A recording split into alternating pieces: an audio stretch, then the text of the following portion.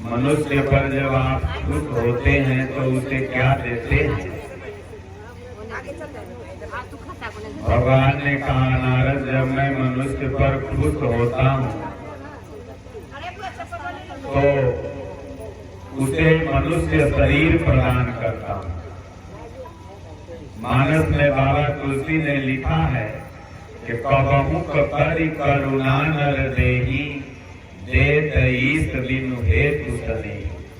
भगवान जब इस जीव पर कृपा करते हैं ये मनुष्य शरीर प्रदान करते हैं।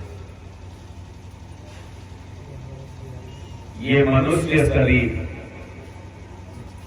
कोई जात पात का शरीर नहीं, मनुष्य शरीर। और मनुष्य माने कोई जात पात संप्रदाय नहीं होता, मनुष्य सिर्फ मनुष्य होता है। इसलिए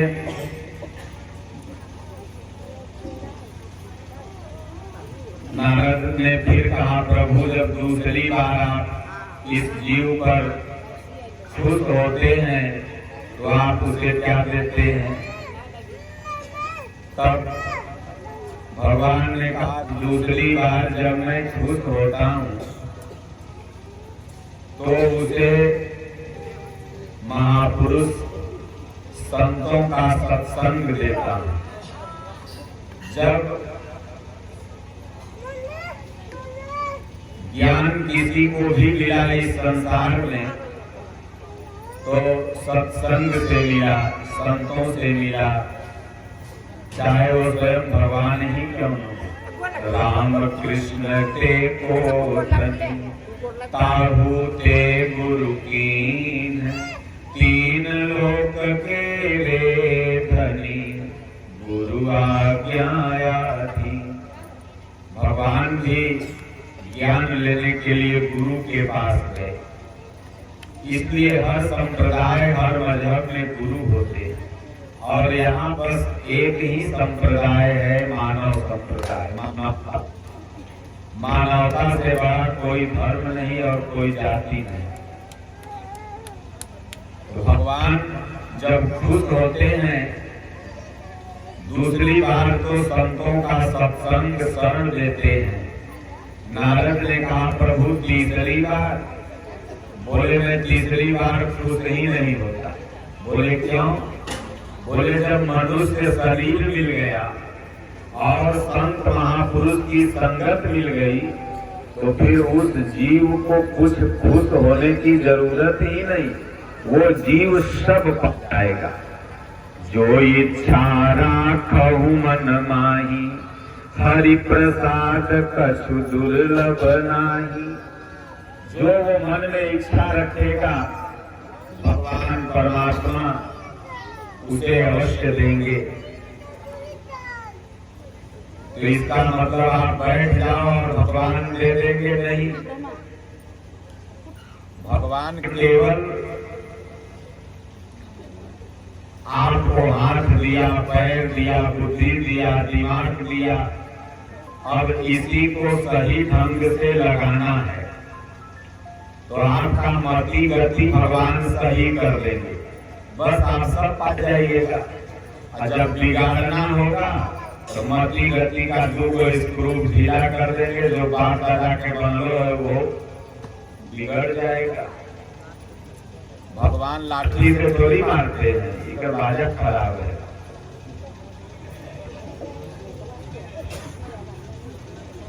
भगवान लाठी से नहीं मारते, भगवान बस दिया कुपथ चला है।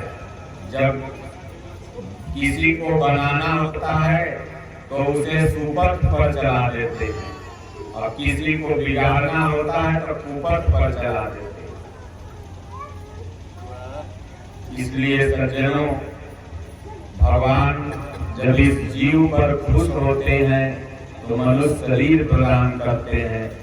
आप सब लोग को मनुष्य शरीर मिला हुआ है, बड़े भाग्यवानुत तन पावा, सुर दुर्लभ सब ग्रंथ ही गावा। तो जब मनुष्य शरीर मिला है तो सिर्फ गलत कामों में ही हम अपने जीवन को न व्यतीत करें, शेष की आयु जो बीती उस पर कभी आप रिसर्च करिए, थीसिस करिए कि जो मेरी आयु बीती है उस पर हमने कितना भजन किया, कितना चिंतन किया, कितना ध्यान किया। अगर ऐसा नहीं होता है तो अब से लग जाइए।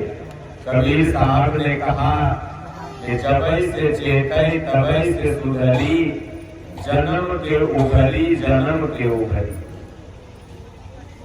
जितना बीत गया बीत जाने को, नहीं हरि भक्ति किया कोई बात नहीं, लेकिन जब से चेत कर जाओ तब से सुबह शाम 10 मिनट 20 मिनट बैठ के घर में राम राम राम राम अपना जपना है। अब उसके बाद फिर खाना पीना खाओ और फिर भगवान को गोड़ लाग के सो जाओ। ये प्रभु अगर सुबेरे सूर्योदय देखेंगे तो फिर आपका नाम जपेंगे, नहीं देखेंगे तो कोई बात नहीं, फिर आपको देख लेंगे। ऐसा नियम प्रत्येक इंसान को बनाना चाहिए, क्योंकि यहाँ पर हम आप केवल मौज मस्ती करने के लिए नहीं आए। कितने लोग कहते हैं 4 दिन का जिंदगी मिला है, पी लो खा लो, ये करो वो करो, ये दुनिया में कुछ नहीं है, ऐसे रहो ऐसे रहो। तो ये उनकी मानसिकता गलत है। फिर वो मनुष्य नहीं है, देखने में वो मनुष्य जरूर लग रहे हैं लेकिन वो है पशु। गोस्वामी तुलसीदास जी ने कहा रामचरितमानस में कि जिन हरि भगति हृदय नहीं आनी, जीवत सब समान तेई प्राणी।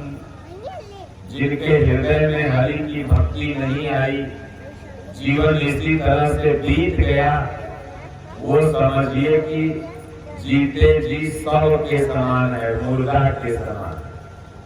वो चल फिर रहा है लेकिन है रोबोट।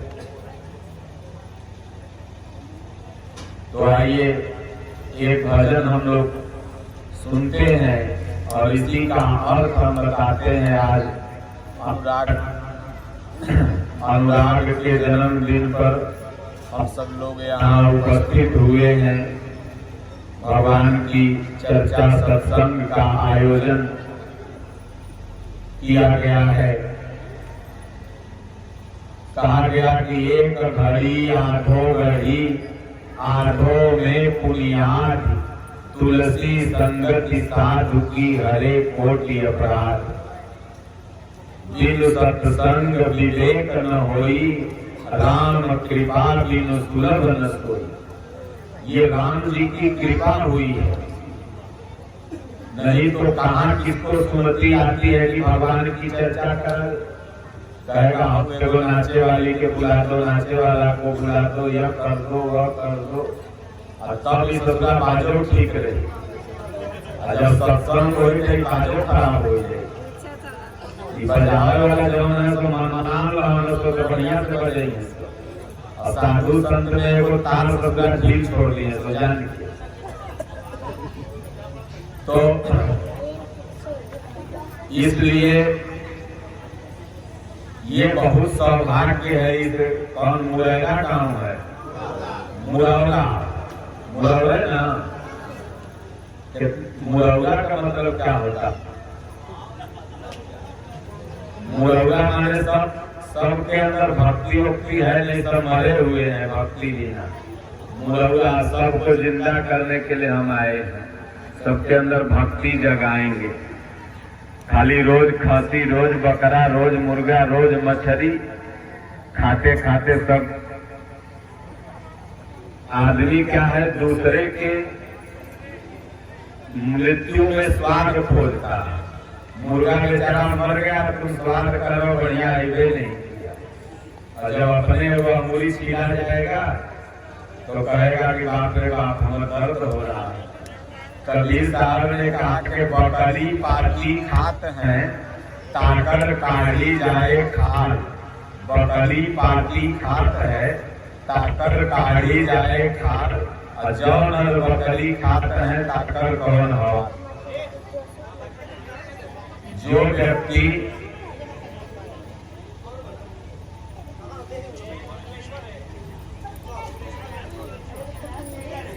कोई बढ़िया दे दो न,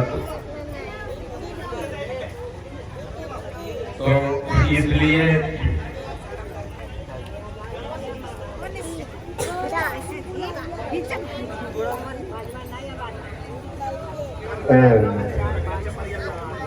रामचरितमानस पढ़ करके वह महान आत्मा इतनी बड़ी आत्मा बन गई कि आज हर बस पर संत बाबा का नाम लिखा होगा।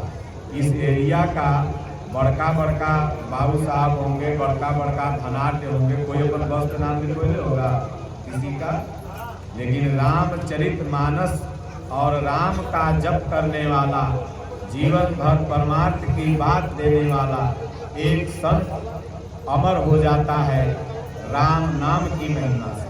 तो राम नाम का प्रभाव इतना है कि राम राम जपने से साधारण आत्मा महात्मा बन जाता है। राम नाम का इतना प्रभाव है कि साधारण घर मंदिर बन जाता है। लाखों अरबों का आप टाइल्स, इटालियन टाइल्स लगा करके महल बना दीजिए, उस महल को कोई बोर्ड नहीं लगेगा, रास्ते से निकलेगा। लेकिन छोटा सा देवी स्थान हो, चौरा स्थान हो, शंकर बाबा हो, डी बाबा हो, बरम बाबा हो, आप निकलते हैं जो हनुमान जी का चौराहे पर पेड़े के नीचे मूर्ति कायम है। क्यों? क्योंकि उस घर में भगवान का निवास हो गया। साधारण घर मंदिर और घर में यही अंतर होता है, साधारण इंसान और महात्मा में यही अंतर। इसलिए सज्जनों, प्रत्येक व्यक्ति को गीता और रामचरितमानस से प्रेम करना है, प्रत्येक व्यक्ति को पढ़ना है। रामचरितमानस भी मानव धर्म ग्रंथ है, गीता भी मानव धर्म ग्रंथ है। बड़े गोस्वामी जी क्या कहते हैं, बड़े भाग मानुष तन पावा। ये नहीं लिखते बड़े भाग पंडित जी तन पावा, बड़े भाग यादव तन पावा, बड़े भाग प्रसाद तन पावा, बड़े भाग चमार तन पावा। क्या लिखते? बड़े भाग मानुष तन पावा। इसलिए रामचरितमानस भी मानव धर्म है, प्रत्येक मानव को पढ़ना चाहिए और इसी से पढ़ के आप महान बन सकते हैं। और नहीं तो इसी तरह जन्मिए, 84 लाख में भटकिए, कभी गोरिल्ला बनिए, कभी सांप बनिए, कभी बिच्छू बनिए और कभी घरे में बिस्तुइया बन जाइए। जितने बाप दादा मरते हैं ना बुढ़वा सब, बिस्तुइया बन के घरे में टुकुर टुकुर देखते रहते हैं, खबर बोल रहे बिस्तुइया खोल रहे। बिस्तुइया जो नहीं रहती छिपकली, उनको सासुए ससुर रहते हैं, अपन देखते रहते हैं, बोल नहीं पाते हैं। जाला मकड़ा बन बन के देखा तो इसलिए एक बहुत अच्छे राजा थे, प्रतिदिन जा करके राजा वही है जो धर्मात्मा और प्रजा की चिंता करे। जास प्रिय प्रजा दुखारी, सो नृप होई नरक अधिकारी। आजकल नेता लोग हैं, जनता भाड़ में जा वादा तो आएंगे, कहेंगे गली पर एकदम संगमर में पिछवा देंगे और जितला के बाद गली में तकहुला है कि पानी बहा है कि नरक बहा है। लेकिन पहले के राजा महाराजा जो होते थे वो जनता के दुख में ज्यादा भाग लेते थे, सुख में कम। तो राजा साहब भगवान का प्रतिदिन जाके एक लोटा जल ढालते थे, 2-3 घंटा वही पहाड़ के नीचे बैठ के ध्यान करते थे। ये उनका नियम था। ऐसा कई वर्षों 20-25 वर्षों से वो करते थे अनन्य श्रद्धा के। भगवान कुछ दिन बाद रीछ गए, भगवान प्रकट हुए।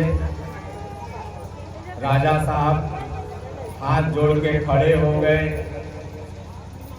राजा साहब से भगवान कहते हैं, राजा बोलो तुम्हारी क्या इच्छा।